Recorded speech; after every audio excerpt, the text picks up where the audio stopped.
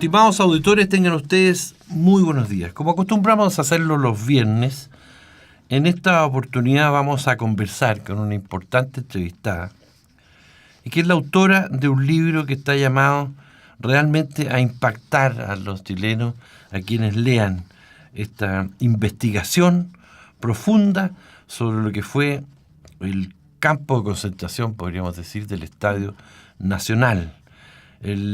El campo de concentración del Estadio Nacional, que da título a este libro, Terrorismo de Estadio, prisioneros de guerra en un campo de deporte. Vamos a conversar hoy con Pascal Bonnefoy. Ella es periodista, egresada de la Universidad de Santiago, magíster en estudios internacionales de nuestro plantel. Ha sido corresponsal de varios periódicos y revistas estadounidenses, canadienses, peruanas, y actualmente es profesora de la Escuela de Periodismo de la Universidad de Chile y corresponsal del diario The New York Times de Estados Unidos. Su libro, Terrorismo de Estadio, ha sido reeditado en una segunda edición por el éxito que tuvo la primera por la editorial sudamericana.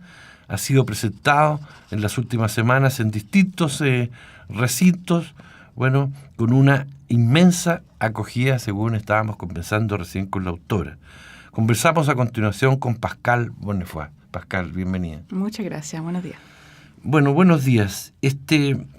Partamos por el estadio mismo, porque lo cierto, yo debo confesarte que, claro, se supone que soy una persona que sabe mucho de lo que aconteció, o debiera saber mucho de lo que aconteció en Chile después de septiembre del 73. Pero la verdad es que al leer tu libro he quedado impresionadísimo de todo lo que no sabía que ocurría o que ocurrió en ese recinto de detenidos, el Estadio Nacional, que es, como tú lo defines, el más grande de los campos de detención en la historia de nuestro país, y que sin embargo tuvo una corta vida como recinto de reclusión, desde el 11 de septiembre del 73 al 9 de noviembre. Pero cuando uno lee todo lo que está contenido en este libro, lo cierto es que da la impresión de que hubiera pasado muchos años. ¿Sí? Si tuviéramos que evaluar el número de personas que allí murieron, que fueron torturadas brutalmente, que desaparecieron, en fin, y todas las historias que se vinculan a este campo de concentración. No fue, sin duda alguna, un campo de detención, fue mucho más, Pascal. Fue mucho más, y precisamente por eso lo empecé a investigar originalmente en 2002, 2003 empecé, porque no se sabía mucho del estadio, porque se tiende a desestimar lo que pasó ahí, porque justamente estuvo abierto solamente 2 meses, pero 2 meses en que concentró mucho, o sea, mucha violencia. Era también la marcha blanca de la represión política. O sea, aquí se empezaron a probar en terreno los agentes, los interrogadores, los métodos de tortura. Se amasó el primer cuerpo de información sobre prisioneros políticos, opositores políticos. Fue un poco como el conejillo de India de los campos de concentración, y fue muy grande. Y como tú dices, uno nunca deja de saber cosas, conocer. O sea, por ejemplo, entre la primera edición, que salió el 2005, y esta última, que es de editorial latinoamericana. Sí, latinoamericana. Yo dije sudamericana. Sí. Es que hay una editorial hay un mundo de diferencia. Uno piensa que ya sabe más o menos, ya dejó acotado lo que sucedió, porque yo originalmente quería descubrir en realidad cómo se organizó como campo militar. Ese fue mi objetivo, no recrear escenas de tortura, no ese era el objetivo. Y después, 10 años después, con un nuevo universo de fuentes y documentos de la época y documentos de expedientes actuales, uno descubre que es otro mundo. O sea, hay mucho más. Y de hecho hay mucho más. Todos los días descubro cosas que hay que seguir investigando. Bueno, tu libro tiene el mérito de justamente describir la organización militar que tuvo este campo. Nos termina incluso aportando un organigrama muy completo de lo que fue todo el Estado Mayor a cargo de este campo de concentración. Y Bueno, y también nos da una descripción del desempeño de oficiales como Jorge Espinosa Ulloa, que fue el primer jefe, digamos, del estadio, y al cual habría que responsabilizarlo de tantas barbaridades que allí ocurrieron. Pero, claro, uno aprecia que, aunque fue un campo de tensión, me imagino, improvisado, apenas se produjo el golpe, la verdad que da la impresión de que los militares ya tenían una organización previa para enfrentar esta eventualidad. O sea, tenían que tener, en la medida que el golpe no se produjo de un día para otro, que venía planificándose por mucho tiempo, muchos meses. Eso incluía, por supuesto, campos de detención. O sea, ellos sabían que tenían que tener en detención a decenas de miles de personas y no solo en todo el país. Y en Santiago requería grandes centros de detención. Entonces se eligió el Estadio Chile y el Nacional. Y dime, ¿de dónde sale este Jorge Espinosa Ulloa? ¿Cuáles son los organismos de inteligencia de las Fuerzas Armadas que se encargan inicialmente de organizar el Estadio Nacional? Bueno, Jorge Espinosa es responsable como el jefe del campo, pero él en realidad no tenía poder de decisión de lo que pasaba ahí, porque ahí operaban mandos paralelos. Entonces Jorge Espinosa venía del departamento personal. Él no era así, no tenía un gran rol previo al golpe. Él fue designado ahí y trajo a una plana mayor designada no por él, sino por el ejército, por el Estado Mayor, pero operaba los servicios de inteligencia al interior del Estadio Nacional. Ellos respondían a su jefatura en los servicios de inteligencia, del Servicio Naval, del Ejército, DINE, de la FACH. Hubo muchos reservistas navales enviados también al estadio. Ellos no respondían a Espinosa. Entonces uno puede decir, Espinosa, Jorge, es responsable de lo que sucedió en el campo porque era su jurisdicción, pero los interrogadores, torturadores y el proceso de toma de decisiones sobre el destino de los presos no pasaba por sus manos. Y claramente confluyen en el estadio elementos militares que vienen de todas las Fuerzas Armadas y Carabineros. Claro, pero el ejército en el fondo es el que llevaba la voz cantante ahí, o sea, los principales interrogadores y el poder de decisión venía del ejército.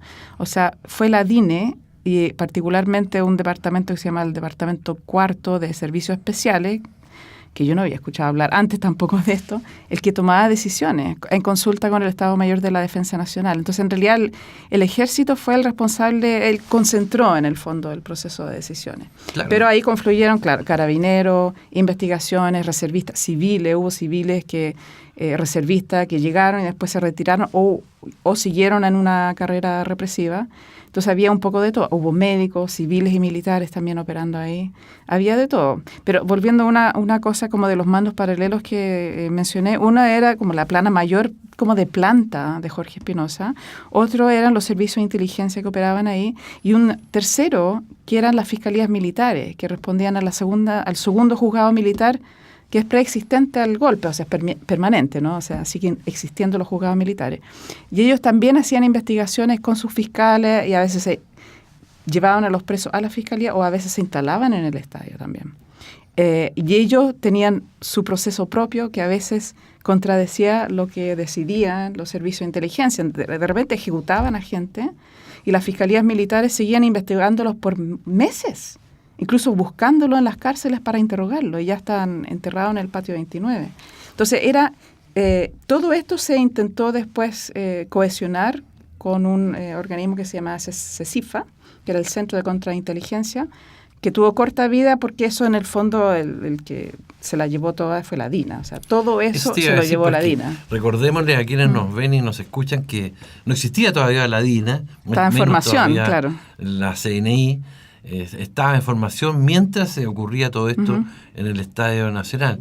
Y detrás de este oficial que más bien estaba a cargo de la administración del estadio. Pero encubridor y responsable igual. Por supuesto, porque tiene que haber sabido lo pero que nunca fue aconteció. Procesado, por nada. Nunca fue procesado, eso llama profundamente la atención. Y murió ya, o sea, murió en la completa impunidad. ¿Qué oficiales tú distingues, que se aprecian en el libro, hay que leerlo, pero te lo pregunto, ¿qué oficiales, grandes oficiales de las Fuerzas Armadas se destacaron ya desde el primer momento en la represión más brutal a los opositores? Bueno, yo puedo hablar del Estadio Nacional y el equipo de interrogadores que la DINE, Dirección de Inteligencia del Ejército, mandó al Estadio Nacional, pero también al Chile y al Regimiento Tacna, en esas primeras semanas. Había, hay un oficial que encuentro que nunca respondió por sucesos del 73, porque fue exdirector de la CNI en los 80, que es Hugo Salas Wenzel, que entiendo que está preso en Punta Peuco, pero por crímenes cometidos en los 80. Y él, en realidad, él jugó un rol clave inmediatamente después del golpe, porque él se hizo cargo de una unidad que se llamaba Unidad de Trabajo, que era parte del Departamento Cuarto de Servicios Especiales de la Dirección de Inteligencia del Ejército, que era desde donde, bueno, tenía otro rol previo al golpe, ¿no? Pero muchos de sus integrantes pasaron a ser interrogadores y pasaron después, un par de años después, a formar una brigada, bueno, los que no se fueron a la DINA, porque muchos lo levantó la DINA después, y otros siguieron en el DINE y pasaron a ser la Brigada de Inteligencia del Ejército, que está responsable de muchos crímenes en los 80 también. Entonces, Hugo Salas fue el jefe de ese equipo y nunca en realidad se la ha investigado, yo creo que ni siquiera se la ha consultado qué estaba haciendo el 73, porque esta gente que asumió roles de dirección de la represión en los 80 de algún lado venían también. Incluso Pascal, estamos conversando con Pascal Bonnefoy, la autora del libro Terrorismo de Estadio, incluso te decía yo, a Salas Wenzel se nos presentó en algún momento como un militar decente, que se hacía cargo de la CNI después de todos los horrores que había cometido la DINA y la propia CNI. Y sin embargo ya estaba involucrado desde los primeros meses o días del golpe militar. Y también surgen otros nombres que me llaman la atención. Pero déjame una cosita más sobre Salas Wenzel. Que yo supe de él y su rol por entrevistas a sargentos de la unidad de trabajo, de la DINE, pero yo que revisé 14 expedientes judiciales del 73 y otras, no sé, 8 o 9 actuales, nunca ha sido mencionado. Nunca nadie ha declarado algo sobre él. Pero uno habla con estos sargentos, ex sargentos, y dicen, claro, nuestro jefe era Salas Wenzel. Él me pidió hacer esto, lo acompañé a esto, lo otro. ¿Tiene una interpretación para eso? ¿Alguien le dio protección deliberadamente? O sea, yo creo que si no se le pregunta a un militar, no va a responder. O sea, no ofrecen información adicional a lo que un juez o un detective le pide. Entonces, si nadie le pregunta por Salas Wenzel, no lo va a decir. Sí, tú dices en tu libro que los militares adolecen de muy mala memoria, al momento de tener que enfrentar a los jueces. Hasta niegan su firma, o sea, no, esa firma no es mía. Exactamente. O sea, sí. Perdón, entonces pero claro, y te decía el nombre de Augusto Lutz, que después incluso se dijera que él fue asesinado por el ejército, o del general Brady, que gozó de mucho prestigio por mucho tiempo sin que se lo vinculara a este tipo de horrores. Pero el general Brady no era ningún misterio. Él acumuló mucho poder. O sea, él fue jefe de la guarnición de Santiago, juez militar de Santiago, comandante de la segunda división, todo en los primeros 3 meses de dictadura militar, y él es como último responsable de mucho de lo que sucedió. Probablemente, bueno, yo no sé, ¿no? Pero probablemente no tiene las manos con sangre directamente, pero es autor intelectual, es encubridor, es el responsable de mucho de lo que sucedió en los primeros 3 meses de dictadura, y yo creo que nunca realmente se le investigó. Augusto Lutz, que también, claro, se dice, y yo creo que es factible también que fue asesinado por la pugna que tenía con la DINA, pero él... O sea, era el jefe del CIM, desde el Servicio de Inteligencia Militar. Sí, el CIM era el nombre más informal, porque en realidad se llama oficialmente Dirección de Inteligencia del Ejército. Y por eso cuando yo hice solicitudes de transparencia al Ejército pidiendo las jefaturas del CIM o antecedentes sobre algunos oficiales del CIM, me dijeron, no, el CIM no existe, no tenemos nada que decir. Bueno, entonces tuve que volver a pedir, pero con el nombre DINE, y ahí dieron a media. Él fue el director de inteligencia previo al golpe. O sea, además hay que tomar en cuenta que hay muchos oficiales y suboficiales que estaban haciendo su carrera militar previo al golpe, que no necesariamente eran golpistas.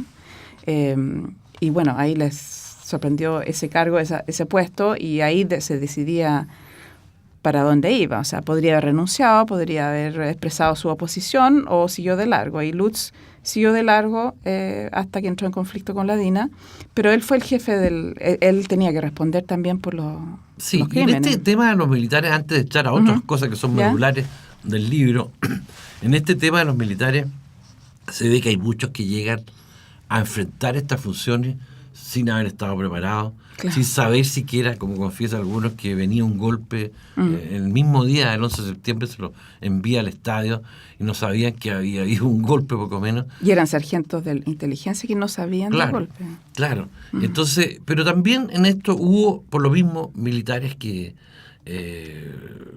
reaccionaron positivamente.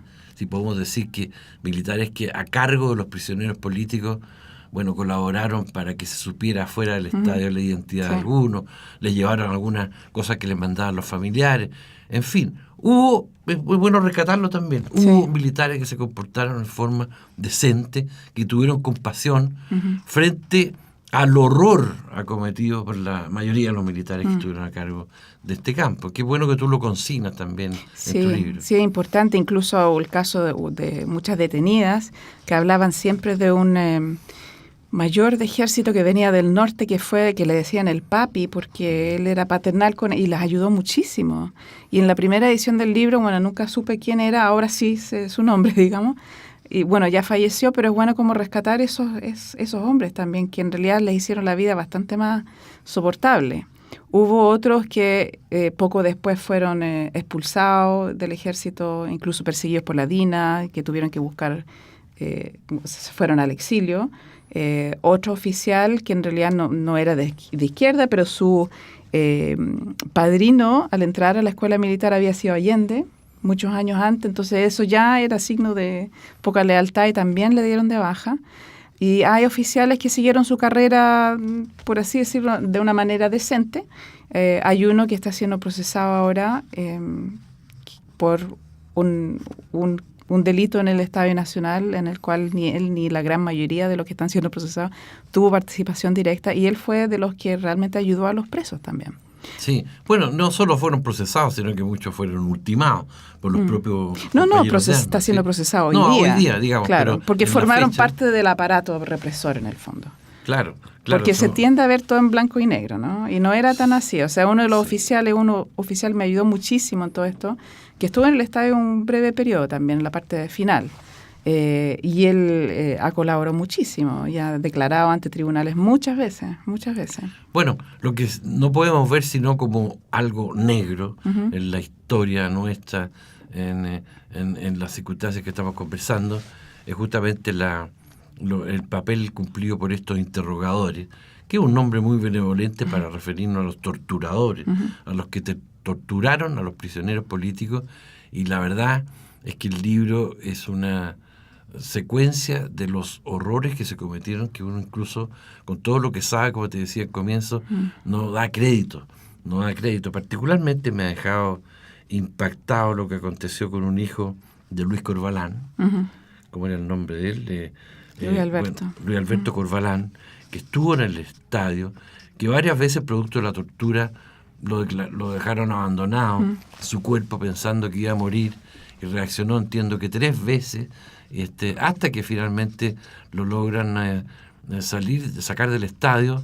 Se fue a Chacabuco, lo mantuvieron preso en Chacabuco. Chacabuco, y después, sale al exilio y muere en el exilio.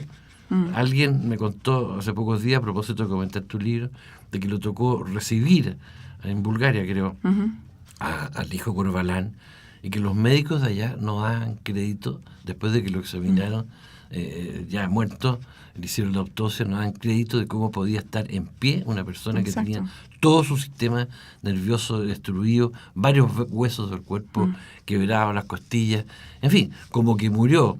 Esa escena de horror que tú relatas también se suma a otras escenas múltiples de horror de distintos prisioneros, y muy especialmente las mujeres, Pascal, qué manera de ensañarse con las detenidas. Sí, y además siempre había un componente de violencia sexual, y eso es como lo hace aún peor para las mujeres, a pesar de que a los hombres también los violentaban sexualmente. Pero para las mujeres era eso de en las noches pasar a buscar y ellos elegían a quienes querían violar y las violaban ahí en los jardines de la piscina. Entonces siempre fue... e incluso, ¿sabes? Me llamó la atención que mucha gente no sabe que había mujeres presas en el estadio también. Estuvieron en los camarines con los hombres las primeras 10 días, aprox, y después las pasaron a la piscina. Y el sadismo con las mujeres, la denigración fue como muy brutal, porque además, bueno, tenía que ser desnudada para ser interrogada, y aparte de la aplicación de las torturas que le hacían a todo el mundo también, siempre estaba ese componente sexual y ese terror de las noches de lo que le iba a pasar. Bueno, digamos de paso que mucha gente cayó al Estadio Nacional sin tener responsabilidad alguna, sin siquiera tener... No quiero decir responsabilidad porque ninguno tenía responsabilidad, eran todos opositores políticos. Exacto. Y no tenían ningún mérito para estar detenidos. Pero digamos que pasaron gente que no tenía nada que ver con la política, que eran transaúntes cualquiera, que los tomaron detenidos y a veces sufrieron también los mismos horrores. Y delincuentes que aprovechaban en los allanamientos de las poblaciones. Exacto. Aprovechaban también de meter a los delincuentes para adentro. Claro, como tú lo relatas. Pero particular interés, por lo menos me significó a mí el relato que haces de este ciudadano norteamericano, de los dos ciudadanos norteamericanos, Charles Horman y Frank Teruggi, así se llama, ¿no? Teruggi. Y que, bueno, que causaron revuelo internacional. El padre de Horman estuvo en Chile, en el propio estadio, buscando a su hijo desaparecido. Y bueno, pues hubo una película, Missing, que todos conocemos, con la historia de este detenido y ultimado en el Estadio Nacional, como tú lo compruebas en este libro. Es una investigación dentro del libro que encuentro notable, Pascal, que haya logrado ya aclarar absolutamente cuáles fueron las circunstancias de la muerte. ¿Por qué estos dos ciudadanos norteamericanos? Bueno, no absolutamente, ojalá lo tuviera absolutamente. Esa, entre paréntesis, esa investigación judicial está cerrada, o sea, hubo condena y ya llegó a la Suprema, está cerrada, pero en realidad no descubrió lo que había pasado ahí, porque los responsables en esa investigación judicial son un oficial naval estadounidense que fue acusado y murió de entregar información a los servicios de inteligencia chilenos, Pedro Espinosa Bravo, que también jugó un rol que no está claro. Él era el jefe de la unidad de trabajo. Algunas personas dijeron que él interrogaba especialmente a los prisioneros en el estadio. Un par de personas dicen que lo vieron en el estadio, incluso otros interrogadores, pero bueno, no está claro su rol. Y un agente civil de inteligencia, Rafael González Verdugo, que es otro capítulo completo, pero por ejemplo, no se llegó, y es lo que traté de hacer también, hubo 2 sargentos de inteligencia que investigaron su paradero, que fueron ordenados por Lutz para investigar dónde estaba Horman. O sea, en realidad, no qué le había pasado, sino dónde estaba el cuerpo, porque había tantas presiones internacionales para descubrir qué le había pasado y dónde estaba, porque él estaba desaparecido muchas semanas. Entonces, estos oficiales por separado me relataron algo bien similar. Uno me contó quién estaba a cargo de la patrulla que lo fue a arrestar, el que le dio la orden, que habló con ambos, de dónde venía la orden, no el por qué, pero ninguno de los dos llegó tan lejos a decirme qué es lo que le había sucedido, a pesar de que yo sé que ellos saben.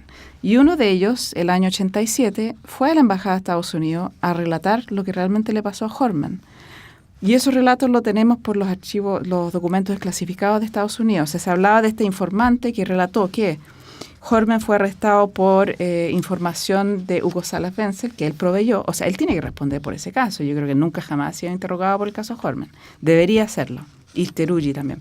Bueno, por información que tenía Salas, se le mandó a arrestar y terminó ejecutado en el estadio, o lo sacaron como era habitual, lo sacaban del lugar y después le tiraban el cuerpo en la vía pública. Pero eso pasó como un poco desapercibido aquí, porque además el nombre fue tachado. Y en octubre del año pasado, en un documento, otro documento de la CIA que desclasificaron, que trataba sobre el caso Letelier, había unos parrafitos sobre este señor y con su nombre. Así que a ese señor lo busqué y él me contó. Pero él niega haber dicho eso a la embajada. Él niega haber ido 4 veces. Es curioso porque son 4 oportunidades que fue 4 veces. Él quería salir del país, él pidió protección porque el jefe de la CNI, o sea, la CNI estaba según él, persiguiéndolo. El jefe de la CNI era Salas Wenzel, su antiguo jefe. Entonces él decía, si yo entrego esta información, yo estoy muerto. Protéjanme. Y la embajada no lo hizo. Él se fue después, se fue a Argentina con su familia, inmediatamente después. Y después el Departamento de Estado dijeron, busquen a este señor. Y ya no lo encontraron y nunca más lo encontraron y nunca más lo buscaron y hasta el día de hoy, digamos.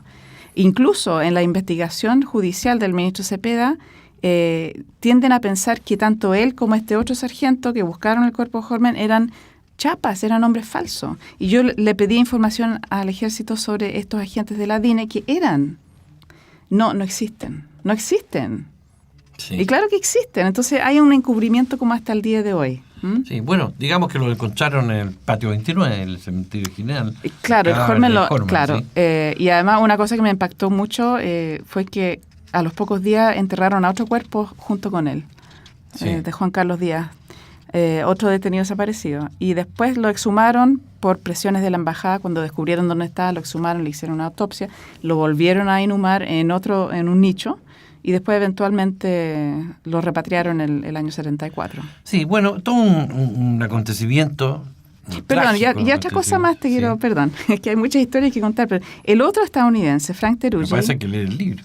Sí, bueno, pero bueno, ahí los detalles lo pueden leer. Pero el Teruggi, hay una historia que yo eventualmente me gustaría investigar, que es sobre un testigo belga que relató cómo murió, porque a él se lo habían contado los compañeros de camarín, y ese hombre murió en un supuesto accidente muy extraño en Bélgica, en momento en que él estaba investigando las operaciones de la DINA en Europa. Se cae desde un edificio. Se cae, se enredan cables de su oficina y se cae a la calle. Sí. Rarísimo. Tú señalas en el libro raro. que la DINA tenía una oficina instalada en Bélgica, ¿no? No, él estaba investigando eso, yo no investigué eso. Pero él decía que las operaciones centrales de la DINA estaban en Bélgica, exacto, en Bruselas. Eso es lo que se cuenta en este mismo libro. Bueno,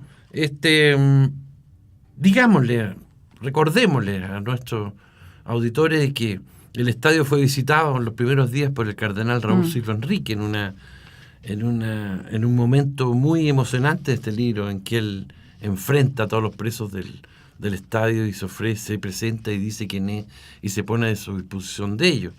Y el otro caso conmovedor es el del embajador sueco, Eldestam, que terminó siendo declarado persona non grata por la dictadura y que sale del país después de haber cumplido una misión con mucho coraje, como la de haberse encargado de recuperar a los prisioneros políticos uruguayos y en definitiva repatriarlos hacia Suecia. Este es un enorme personaje que tú también descubres en este libro y relatas lo que hizo.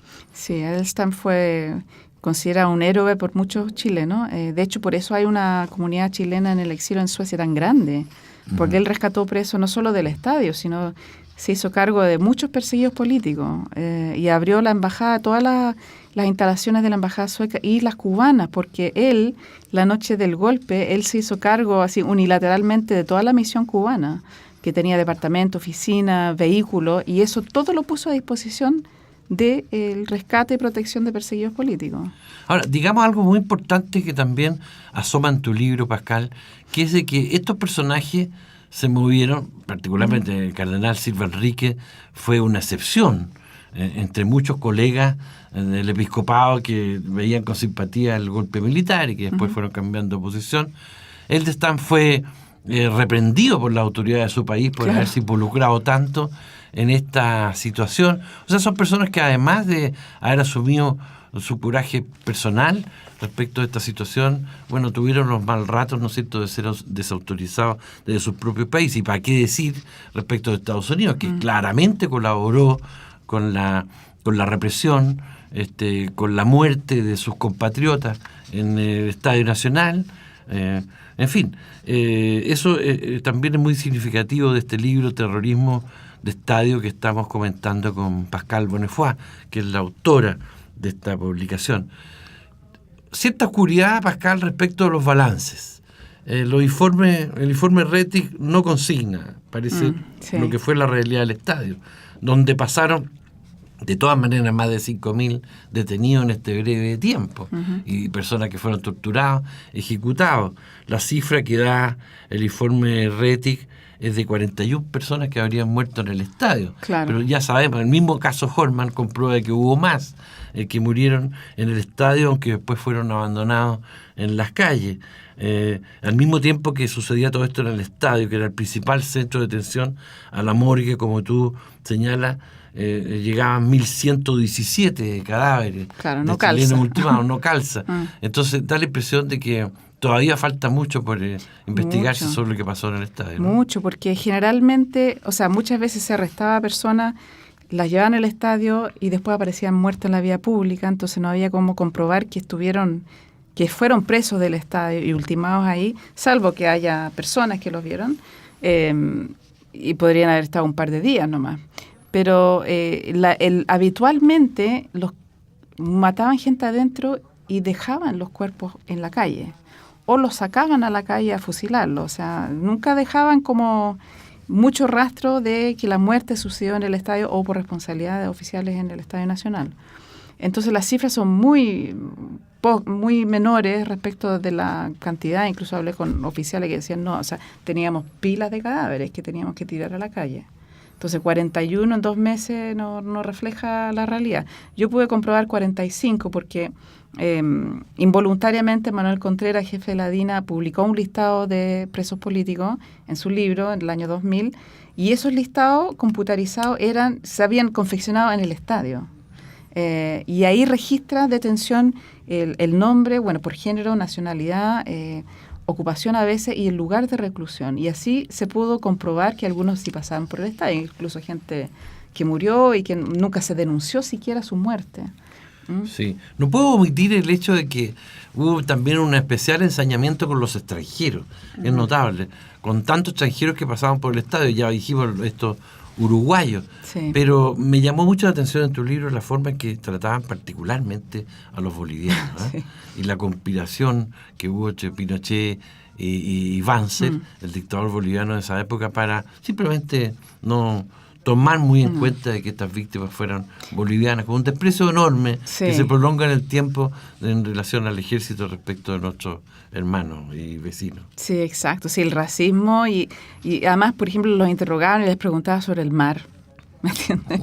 O que no mezclen la raza, o sea, era muy racista, muy xenófobo, siempre con el tema del mar también, o sea, algo permanente entre los chilenos.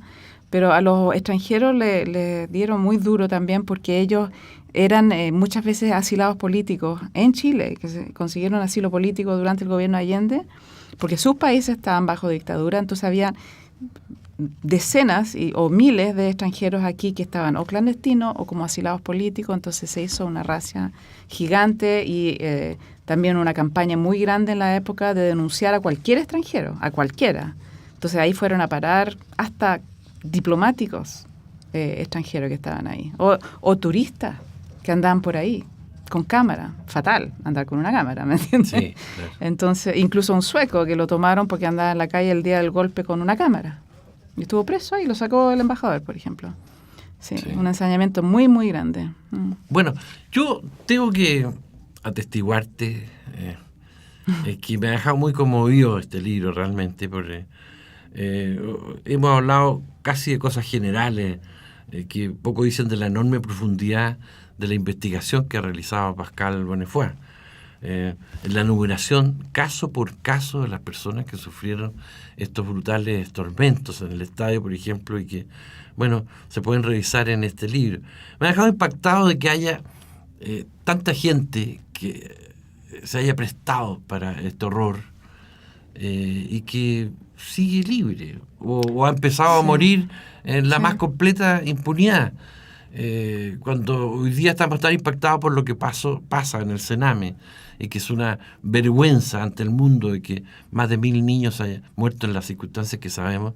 Bueno, lo cierto es que lo que pasó antes, lo que pasó mucho antes también en los gobiernos de Arturo Alessandri, de Carlos Ibáñez del Campo y otros, hablan de un país que tenía una predilección salvaje por la violencia, por la tortura, este castigo implacable de los militares en contra de su propia población civil. ¿Qué sensación es la que te queda a ti, Pascal, después de esta investigación? ¿Estamos en el camino de la justicia? ¿Falta mucho? ¿Tú crees que ya se consagró la impunidad en este país?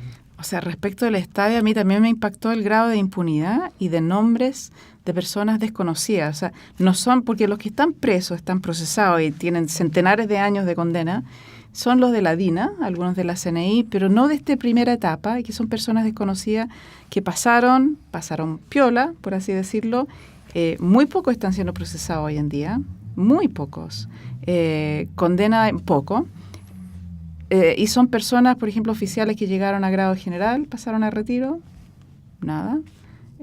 Andan dando vuelta por ahí. Yo tengo los nombres aquí de los interrogadores principales del ejército. Uno ya murió, medio impune, que además fue de la DINA después, y el otro por ahí anda. Entonces, es como el grado de impunidad y mezclado con que me doy cuenta que los ministros están apurando las causas, están tratando de cerrar pronto, para no eternizar el proceso de las investigaciones en causa de derechos humanos y porque además están falleciendo los responsables y los familiares de las víctimas. Claro, pero la magnitud del horror que se vivió en Chile, sí. Lo cierto es que ya han empezado a morir muchos en la sí. más completa impunidad. Yo no sé cuál habrá sido la secuela de esto, a lo mejor producto de otras investigaciones. ¿Qué habrá pasado con las familias de los torturadores, de esta gente que se comportó en forma tan brutal? ¿Qué pasará con la familia de estos oficiales, ¿no es cierto?, que han heredado sus apellidos? Cuando ya se conoce, sí. se empieza a conocer todo el horror que cometieron sus progenitores. En fin, pero también, es decir, ¿qué ha pasado o qué pasó con todas estas víctimas? Y eso es lo terrible. Es decir, ¿qué pueda haber sucedido con una mujer que fue violada 1000 veces, que fue torturada, que fue humillada? ¿Qué puede haber pasado con todas estas personas que quedaron con secuelas físicas para toda la vida por los horrores a que los expusieron? Y psíquica. Es decir, como que falta mucho por escribirse, todavía no te queda esa sensación. Sí, o sea, yo siempre digo, bueno, el tema de derechos humanos está requete investigado y escrito. Y no, o sea, me doy cuenta que no, siempre hay más. Y en el caso del Estado, que hubo tantos miles de prisioneros, así de miles hay las historias también. Hay mucho más por descubrir. No sabemos, por ejemplo, mira, hay relato, la historia de una mujer que fue torturada y por un médico, y ella le vio la cara y no quiere, y ella rehúye a los médicos, hombres, porque no sabe qué día le va a tocar un médico que va a ser su ex torturador. O mujeres, por ejemplo, que nunca más se metieron a una piscina, nunca más. O sea, una mujer de 20 y tantos años, que ahí por ser violada y vivir en la piscina y ser violada en los jardines y tener una experiencia que, bueno, una amenaza de ahogarlas ahí, nunca más se metieron a una piscina, ¿me entiendes? Sí. O gente que ya no come tal o cual cosa, o que los ratones las trauman, porque hubo torturas muy bestiales, ¿eh? O sea, un caso de una señora extranjera que estaba embarazada y tengo que decirlo, se le pusieron ratones en la vagina y se comieron el feto. Y esas cosas pasaron. Y esas personas siguen vivas, o sea, cargan con eso. Sí. Hay mucha carga. O sea, uno ve gente, cuando uno ve a una persona mayor de 50, 60, hay que preguntar, o sea, cuál fue su experiencia también. Pasaron muchas cosas. Qué notable también, porque yo le puse énfasis cuando presenté tu libro, de un subtítulo que dice Prisioneros de guerra en un campo de deportes. La experiencia relatada aquí de lo que pasó con la selección de fútbol nuestra cuando estaban compitiendo por llegar al Mundial de Alemania, que efectivamente fue la elección y cumplió un pésimo desempeño, digamos entre paréntesis. Cuando la selección soviética se negó, en definitiva, a jugar en el Estadio Nacional, que ya había sido cambiado y refaccionado para darle un muy buen aspecto. Sin embargo, como se sabía en el mundo lo que acontecía acá, se negaron a asistir y perdieron la oportunidad de clasificación en solidaridad con los presos políticos chilenos.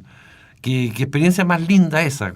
Y bueno, ¿y cómo no llamar a la reflexión a tantos que van al Estadio Nacional a disfrutar de un espectáculo deportivo y saber de que ahí pasaron todas estas cosas que felizmente ahora se pueden rememorar ahí en en un museo, podemos llamarlo. Sí. Bueno, hay un museo donde presentaste justamente memoria. tu libro, sitio de memoria, sí. Incluso en las escotillas, o sea, cuando uno entra, los muros aún hay grabados de expresos que ponían sus iniciales y las fechas del 73, las grababan con llave, qué sé yo, y aún se pueden ver y se están tratando de rescatar también para relevarlo. Pero se preservaron sitios, se preservó el caracoles del velódromo, que eran las cámaras de tortura, los camarines tal cual, un sector, ¿no? Un sector de la gradería, o sea, hay lugares y hay gente que, hay voluntarios que hacen tours, también guías para personas o estudiantes, cualquiera.